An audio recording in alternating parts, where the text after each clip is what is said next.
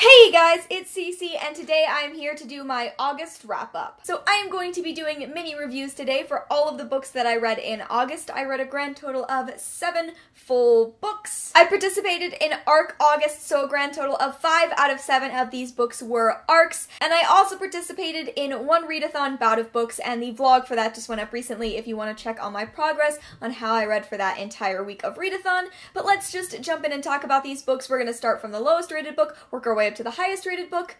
Yeah, it's a wrap-up. You know the deal. So my lowest rated book that I read in the month of August was And It Came to Pass by Laura Stone. This book is an ARC, although it did already come out back in May. It's about a Mormon boy named Adam Young who, when he turns 19, he goes on his Mormon mission to Barcelona, Spain, and he starts to fall for his mission companion, Brandon. As a bit of background for this book and one other book that I'm going to be reviewing in this video, I'm gay. I grew up in Utah and I was raised in the Mormon church, but I'm no longer Mormon. I was raised in that very intense religion, and most of my family still is Mormon. But I think gives me a little bit of insight into this story and is also the reason I didn't like it super much. First of all, I think the pacing of this book was weird. It takes a really, really long time to get to the actual romance bit, and then the romance itself feels rushed.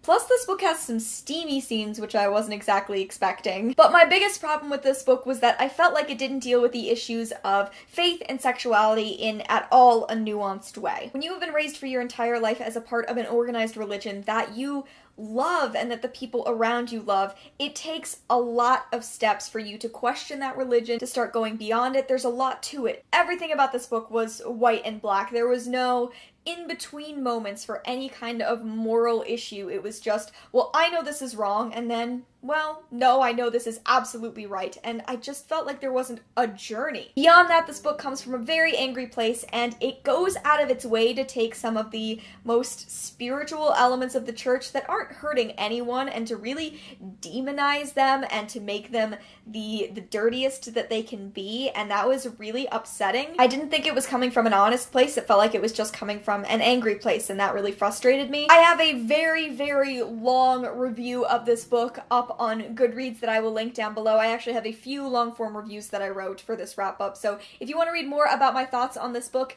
and why I had a lot of frustrations with it, go ahead and read that, but I did wind up giving this book 2 out of 5 stars. Next up, we have Final Girls by Riley Sager, and this book came out back in July, but I got an e-copy from NetGalley. So this book is a mystery thriller, and it is about a girl who survived a massacre, and she was the only girl left. Like in a slasher movie, when one girl gets out alive, that would be a final girl, and in this world there are 3 final girls. And then one of those final girls commits suicide, which leads the other 2 to reconnect and maybe discover some old secrets about what happened in their pasts.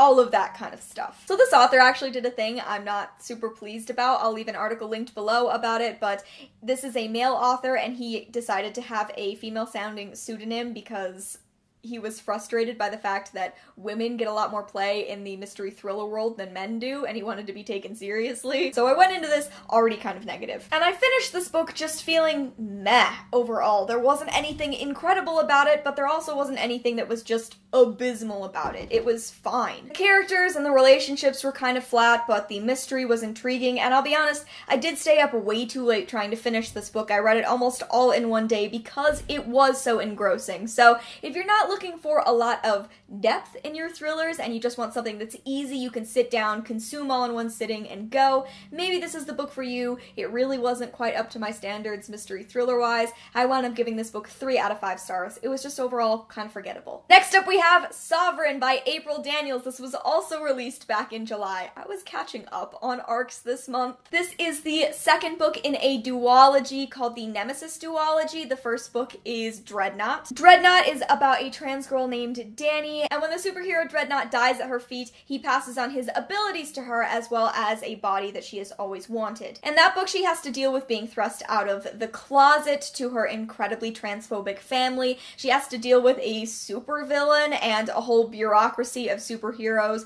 one of which is a really terrible, TERF. It's a fantastic first book with a lot of other great diverse side characters, and this was such a fitting conclusion second book to this series. series. Danny's an incredible main character. She is obviously the driving force behind the series, and I absolutely adored her in this book, just like I did the first one. There are a ton more super diverse side characters. For example, there's a new side character introduced in this book who's an Iranian-American genderqueer superhero who has been fighting for the visibility of trans and non-binary superheroes. There's a queer Latinx disabled love interest. There are tons more side characters that are people of color, that are queer characters. It is such a great cast of people. It can be an incredibly dark series, which I really like, but also is fun and full of love and joy for the genre. I loved reading it this month. It was such a good time. I really, really love this series, and I wound up giving this book 4 out of 5 stars, just like I gave Dreadnought. Now on to Autobiography by Christina Lauren. This book actually comes out in September. It is being released on September 12th, and thank you so much to Simon & Schuster for sending this along to me. So this book is about a guy named Tanner who is bisexual. He has grown up in California with his family,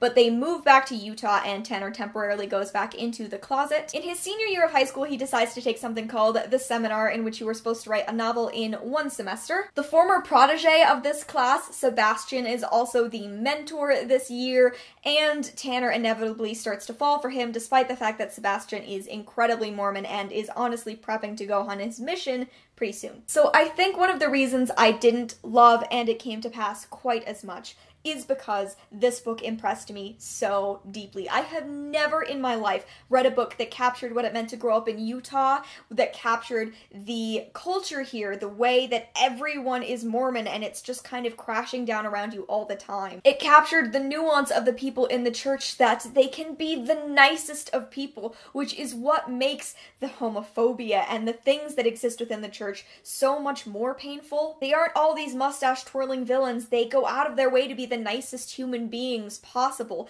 and that is why it can be alarming when these feelings of hatred come out of them. I clearly devoured this book, and it hit me on a very, very personal level. Even though I'm a person who grew up in Utah and who grew up Mormon, I connected with Tanner as an outsider to that. I connected with Sebastian as he struggled with his sexuality. The romance in this is really, really good, and it goes through a lot of ups and downs, which I really appreciated. It's not all just one happy love story. There are some really tough things that they have to deal with in here. I just thought it was a balanced view on the church. I thought it was a nuanced way of dealing with faith and sexuality and that transition. I also have a written review of this if you want to hear some more of my thoughts, but I absolutely loved so much of this book, and I wound up giving it 4 out of 5 stars, and I highly encourage you to pick it up when it comes out in like less than 2 weeks. Now on to Girls Made of Snow and Glass by Melissa Bashardoust. This is a book that comes out on September 5th. So get ready, even less time before this one comes out. This book is a feminist retelling of Snow White, basically. It's about a princess named Lynette, and she has been raised with the expectation that she will be exactly like her mother, who died before Lynette ever got to meet her. And it's about her stepmother, Mina, who has always been on the outside. Her father is a magician, which made her an exile in her old village, and an exile in this new village where Lynette lives because it is the North, and Mina is a southerner and therefore an outsider. This is a retelling that I think I needed to read to revive my love of retellings. It was everything. It was focused so deeply on this mother-daughter relationship and on creating definitions for yourself. I said this in yet another long review that I wrote that I will link below, but Mina and Lynette are trapped by definitions. On a story level, Lynette and Mina are being controlled by their fathers, who put expectations on them to be exactly how their fathers think they should be. But on a more meta level, Lynette and Mina are archetypes that you can't escape from. They are Snow White and they are the evil stepmother. And the entire story is about Lynette and Mina